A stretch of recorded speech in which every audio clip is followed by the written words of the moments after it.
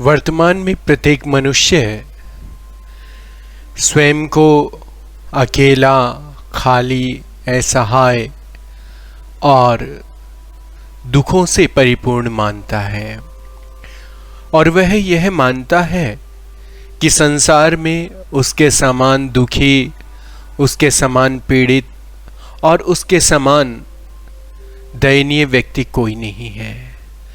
संसार में जितने भी अत्याचार समाज, परिवार, रिश्तेदारों ने उस पर किए हैं उतने शायद ही किसी ने किए हों।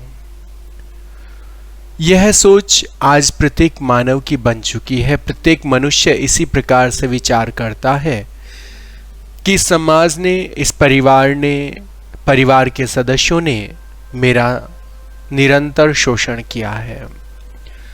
मैंने परिवार के लिए इतना कुछ किया लेकिन इस परिवार ने मेरे लिए कुछ भी नहीं किया। जब यह भाव आप में आ जाता है तो यह मानिए कि वास्तव में ये सारी चीजें, ये जो विषय आपने चिंतन में लिए हैं, ये विषय सिर्फ आपके ही मन में है।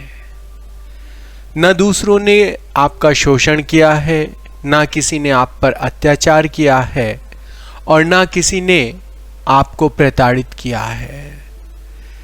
मानसिक विकृतियां जब मनुष्य में बढ़ने लग जाती है तो वह इसी प्रकार विचार करने लगता है और संसार में स्वयं को अकेला, खाली, बेसहारा, असहाय महसूस करने लगता है। जबकि जीवन और यह संसार आपकी इस सोच से बहुत विपरीत है। इस संसार में हर व्यक्ति को इच्छित वस्तुएं प्राप्त नहीं होती, इच्छित लक्ष्य प्राप्त नहीं होते और जिन कार्यों के लिए वह निरंतर प्रयास करता है उनमें सफलता मिल जाए यह भी कोई आवश्यक नहीं है। बावजूद इसके कर्मठ व्यक्ति, आशान्वित व्यक्ति, महत्वाकांक्षी व्यक्ति अपने लक्ष्यों पर, अपने कार्यों पर ध्यान देता है। इसलिए अपनी सोच को विकृत करने की बजाय हमें अपने उद्देश्यों को सुसमृद्ध बनाना चाहिए, अपनी सोच को सुसमृद्ध बनाना चाहिए।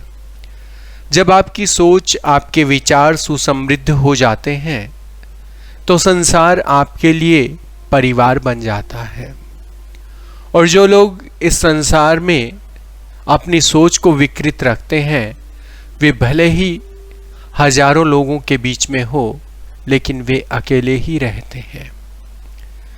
यह संसार उस परमात्मा ने, परमेश्वर ने, परम शक्ति ने बनाया है तो इसमें हमें अपने स्वार्थ तलाश करने की बजाय हमें स्वयं को दयनीय और बेसहारा महसूस करने की बजाय एक राजा, एक सम्राट के समान भी तो महसूस कर सकते हैं और अपना दृष्टिकोण बदल सकते हैं कि नहीं, मुझे इस संसार को कुछ देना है।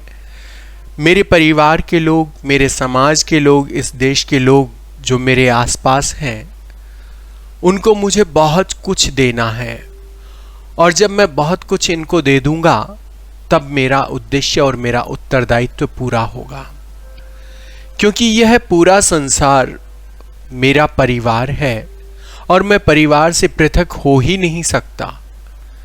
यदि ऐसा विचार भी आप कर लेते हैं तो आप विकृत मानसिकता से कोसों दूर चले जाते हैं। मानसिकता को सुदृढ़ बनाने के लिए आपको विचारों को सुदृढ़ बनाना पड़ेगा। आप अपनी चिंतन शक्ति को सुदृढ़ बनाइए। अच्छे विचारों का जब तक हम चिंतन नहीं करेंगे तब तक हम दीन, दुखी, असहाय ही रहेंगे। इस संसार में प्रत्येक व्यक्ति किसी न किसी के द्वारा, किसी न किसी कार्य के द्वारा एक दूसरे से जुड़ा हुआ है और जब हमें कोई कार्य दिया जाता है तो उसमें हमें अपना शोषण नहीं मान करके अपनी योग्यताओं को परखना चाहिए कि वास्तव में मैं इस योग्य हूँ, मुझ में ऐसी योग्यताएं हैं, मुझे इन गुणों से परमेश्वर ने परिपूर्ण बनाया है, जिससे मुझे लोग इस प्रकार के कार्य दे रहे हैं। लोहार को कभी सोना घड़ने के लिए नहीं दिया जाता, क्योंकि उसमें वो गुणवत्ता नहीं है, और सोनार को कभी भी लोहा नहीं दिया जाता कि आप लोहे की कोई वस्तु बनाइए। तो उसी प्रकार जो आपकी क्षमताएं हैं, जो आपके गुण हैं, वो समाज ने, परिवार ने परखे हैं और उसके बाद आपको उत्तरदायित्व दिए थे, और उन उत्तरदायित्वों का आपने निर्वहन किया है। आपका शोषण नहीं हुआ, आपने अपने जिम्मेदारियों को पूरा किया है। जब यह सोच हमारे चिंतन में जुड़ जाती है, हमारे अध्यात्म के साथ जुड़ जाती है, तो निश्चित रूप से हम अपनी मानसिकता को परिष्कृत कर लेते हैं। जब मनुष्य की मानसिकता परिष्कृत नहीं होती, तब वह स्वयं को एकाकी और अकेला महसूस करता है। जबकि इस संसार में कोई भी व्यक्ति, कोई भी जीव अकेला है ही नहीं। 5 तत्व उसके साथ पहले से परमात्मा ने दिए हैं। पृथ्वी, जल, अग्नि, वायु, आकाश, इन 5 के सम्मिलन से यह शरीर बना है। फिर इस धरा पर चलने के लिए उसको पांव दिए हैं, बोलने के लिए वाणी दी है, सुनने के लिए कान दिए हैं और देखने के लिए नेत्र दिए हैं। तो इस प्रकार वह अकेला कैसे हो सकता है? यह विचारधारा ही आपकी गलत है कि आप इस संसार में अकेले हैं। जो आप चिंतन कर रहे हैं वह भी आपके साथ ही है, अर्थात आप किसी भी प्रकार से स्वयं को अकेला सिद्ध कर ही नहीं सकते। जब आप श्वास ले रहे हैं तो इस संसार की वायु के साथ इस पृथ्वी पर जो वायु परमात्मा ने बनाई है, उसी के साथ आप श्वास ले रहे हैं। जिन नेत्रों से आप देख रहे हैं, परमात्मा ने जो प्रकाश बनाया है उसके माध्यम से आप देख रहे हैं। तो कोई न कोई, किसी न किसी रूप में आपका सहयोगी सदैव रहा है। बस आपने विचारधाराएं संकीर्ण कर ली और इन संकीर्ण विचारधाराओं के साथ ही स्वयं को संकीर्ण बना लिया, और आप अपने उत्तरदायित्व, अपनी जिम्मेदारियों और अपनी योग्यताओं से भागना चाहते हैं, सिर्फ एकाकीपन का चोला ओढ़ करके। कहने मात्र से कोई एकाकी या अकेला नहीं हो सकता। अकेला यह आत्मा भी नहीं है। यह आत्मा भी इस शरीर के साथ इस पृथ्वी पर विचरण कर रहा है।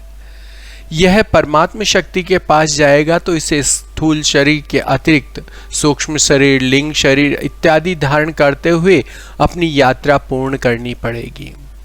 तो आप बताइए कि अकेला कौन है? इस संसार में अकेला कोई नहीं है, और जो व्यक्ति यह मानता है कि वह एकाकी है, अकेला है, असहाय है, निश्चित रूप से वह मानसिक रूप से दयनीय और चिंता का विषय है, क्योंकि उस व्यक्ति की मानसिकता विकृत हो चुकी है। अब वह ऐसी मानसिकता में जा चुका है जहां वह मानसिक रोगी कहला सकता है। इस प्रकार की सोच से स्वयं को दूर रखना और जो कुछ मिल रहा है उसमें प्रसन्न रहते हुए उसका आनंद लेना वास्तव में जीवन है, और यही इस जीवन का उद्देश्य है, यही श्रेष्ठ सोच है। मनुष्य को सदैव यही विचार करना चाहिए कि इस संसार में कितने लोग उसके साथ हैं, और यदि लोग नहीं हैं तो इस संसार में पंचभूत तो उसके सदैव साथ रहते हैं जब तक वह इस सृष्टि में है। इसलिए अपने आप को संकीर्ण मानसिकताओं से ऊपर उठा करके दिव्य और योग्य बनाइए। जब तक हम योग्य नहीं बनते तब तक हमारी मानसिकताएं ऐसे ही विकृत होती रहेगी।